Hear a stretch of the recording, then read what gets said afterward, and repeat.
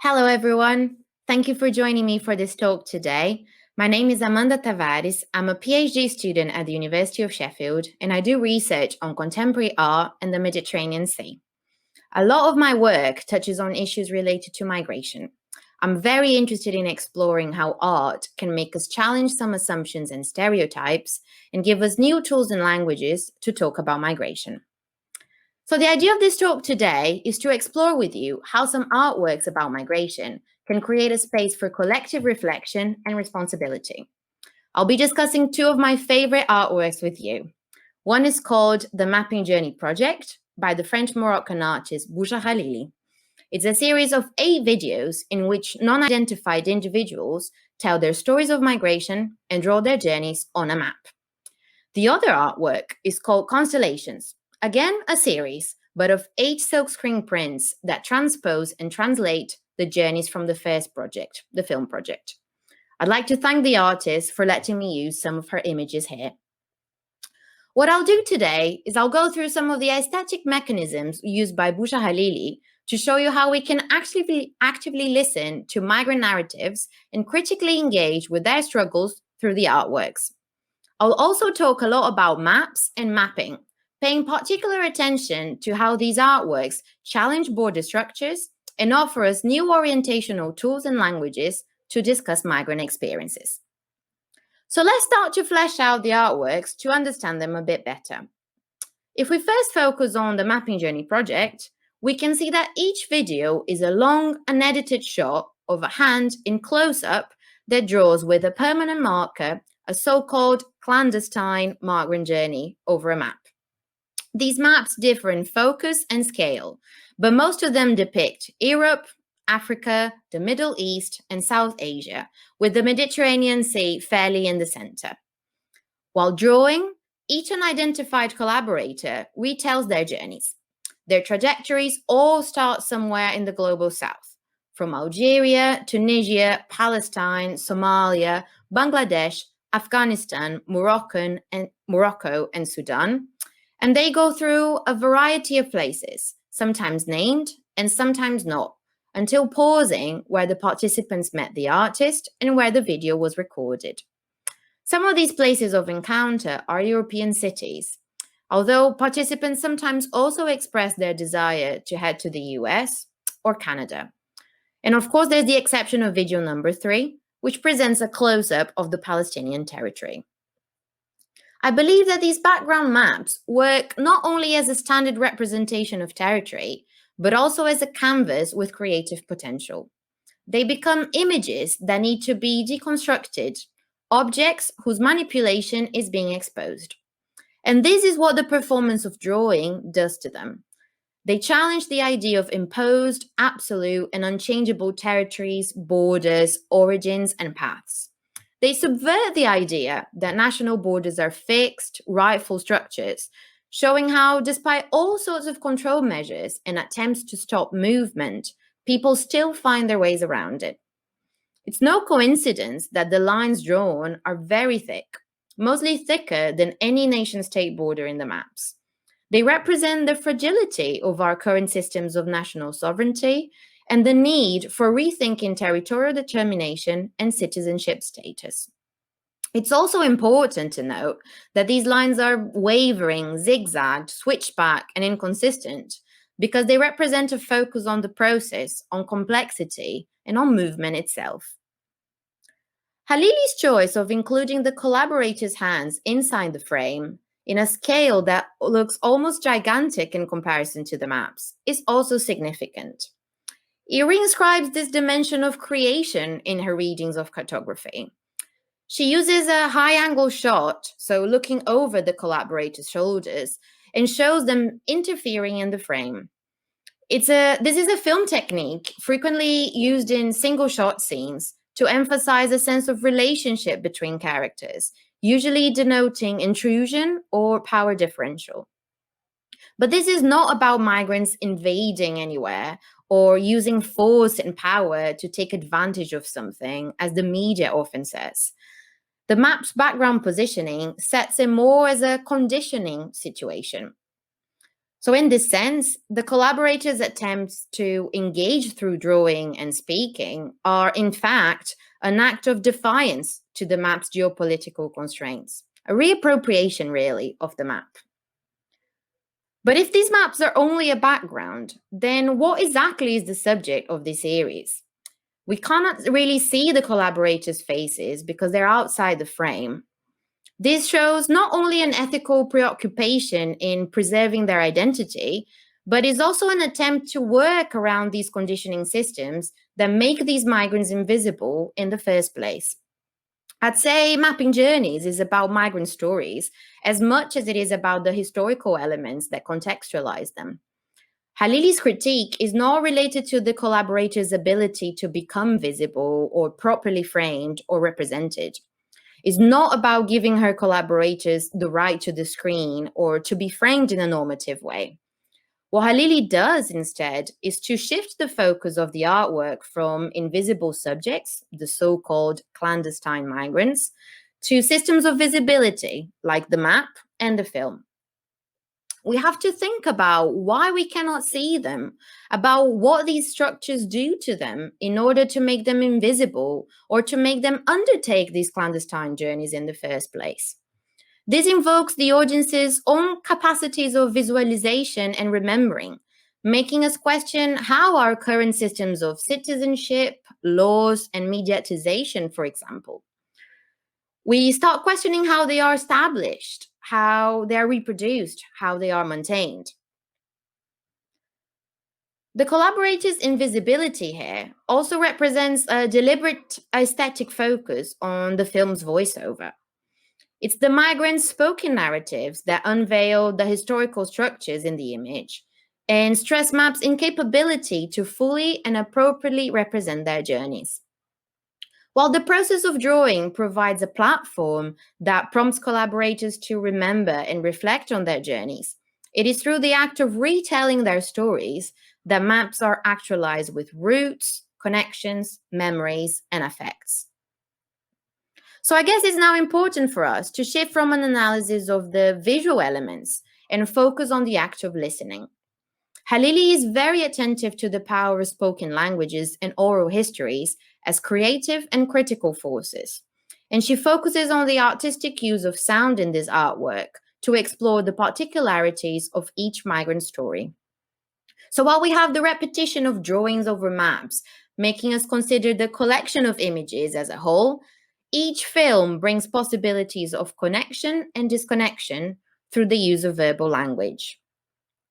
In many installations, viewers have to choose to actively listen to the artwork by putting the provided headphones on.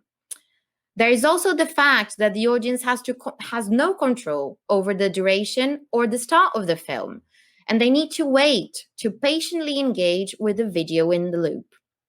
I think it is quite important that Halili asks the audience not only to look, but also to move around the space and to listen.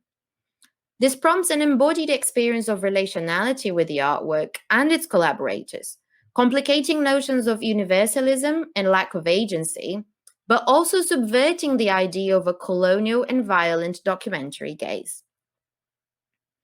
By paying attention to listening, we also see how polyphonic this artwork is. 2 of the videos are spoken in English and 2 others in Italian, both languages actively chosen by non-native speakers themselves. From the 4 videos in Arabic, only one of them is actually spoken in what could be called Francahab, an Arabized French, which highlights the plurality of ways through which colonial and post-colonial history can be shared and transformed.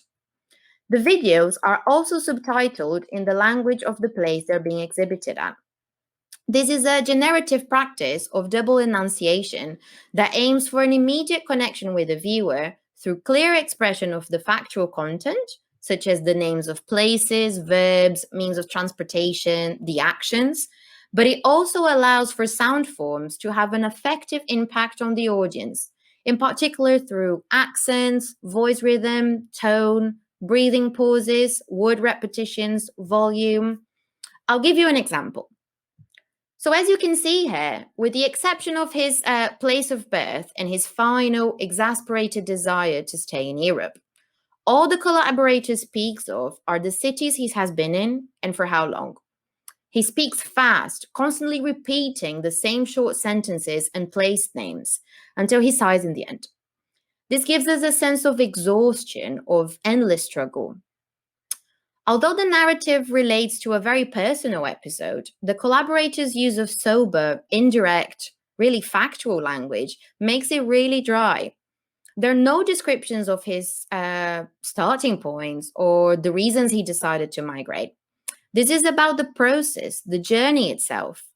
It's an artwork that debates how these people actually became defined by their journeys, pointing not only to refugees and asylum seekers' invisibility, but mainly to the real alternative strategies they need to elaborate in order to survive. So we could say that Halili's practice is an art of translation. Instead of letting maps speak for themselves, what the artist proposes is to fill in the map silences, so the gaps between the visual and the conceptual meaning, with the accounts of people who can create new images in this context. And this leads me to talk about the other artwork in this presentation. So after Halili finished the Mapping Journey project videos, she developed a follow-on project called Constellations. It consists of 8 silkscreen prints that transpose the drawings from Mapping Journeys as white dotted constellations into a solid blue background. These prints have been placed in various ways in the galleries, sometimes in line, sometimes grouped in various shapes, sometimes only partially displayed, but more often than not, independently from the video project. In my view, Constellations not only critically derives from the Mapping Journey project, but also informs it and transforms it.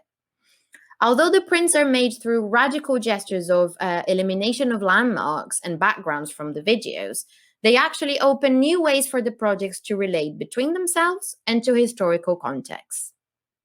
By erasing the background map and the voices from the previous project and transforming them in an almost modernist flat monochrome setting, Halili displaces the contextual information outside of the work in a move that is both self-referential and critical.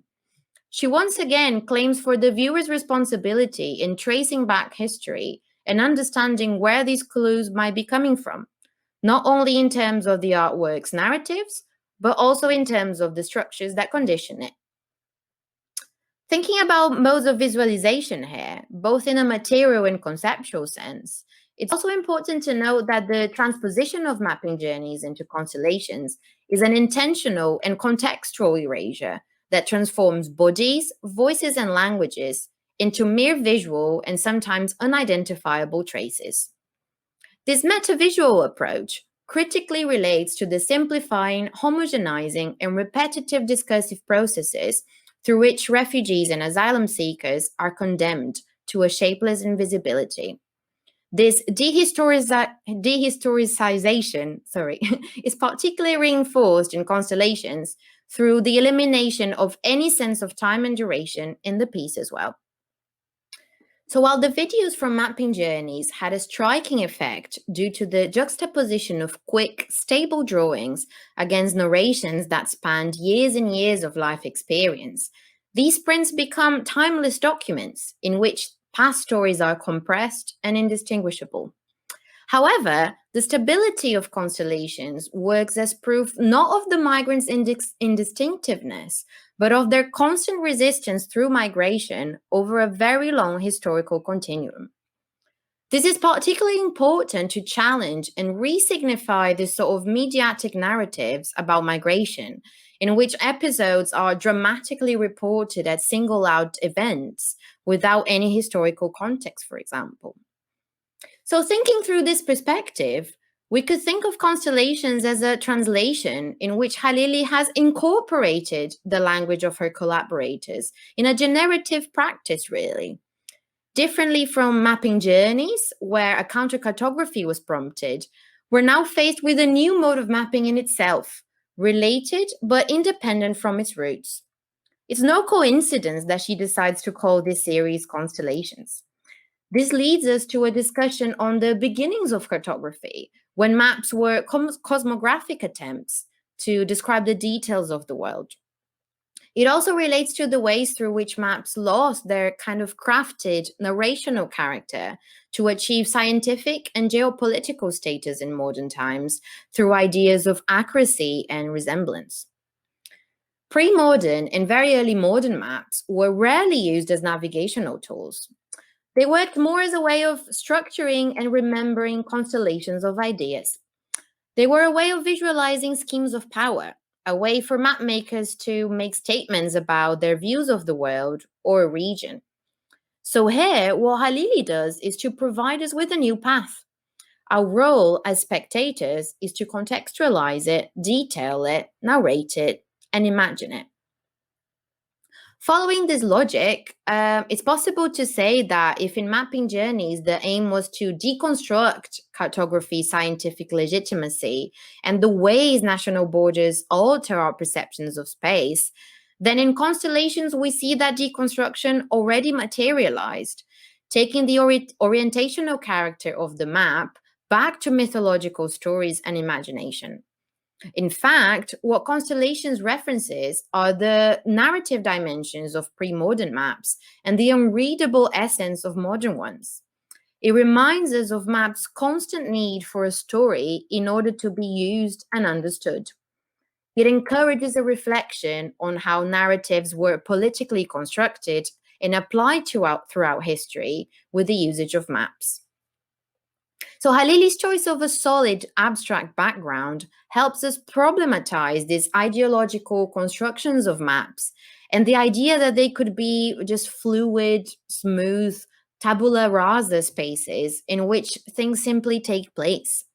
It reminds us that national boundaries, landmarks, and official transportation routes were often arbitrarily established, mostly based on economic reasoning, political authority, and diplomatic negotiations that have not always had something to do with geographical limits or collective interests. It also exposes the fact that maps reflect a landscape that has been profoundly controlled and altered through political choice. So what we see here is actually a shift from maps to mapping, from techniques and authority to cultural processes, context, and criticism.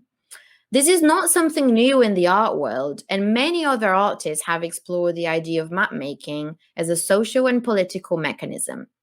But what I think is really key in constellations, though, is that we move from just deconstructing the map to a new cartographic proposal, one that is rooted in imaginative powers, embodied experiences, and in non-European modes of vision.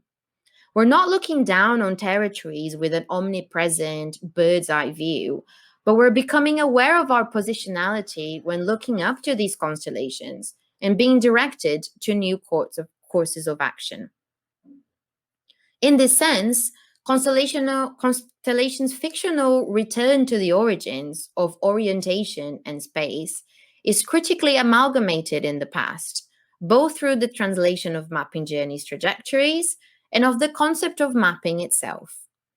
The artwork is concerned with unveiling the power structures in maps in order to propose new and multiple languages to be used for mapping, as well as describing and reading journeys with and within them.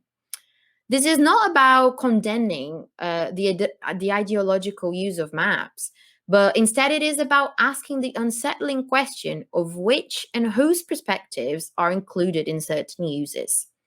In Constellation's new mapping project, the collaborators do not have to speak against it, because their voices have already become the new framework around which other discourses will be organized. This is a very poetic and political gesture, and I believe it's also very inspiring in terms of offering a possibility for resistance.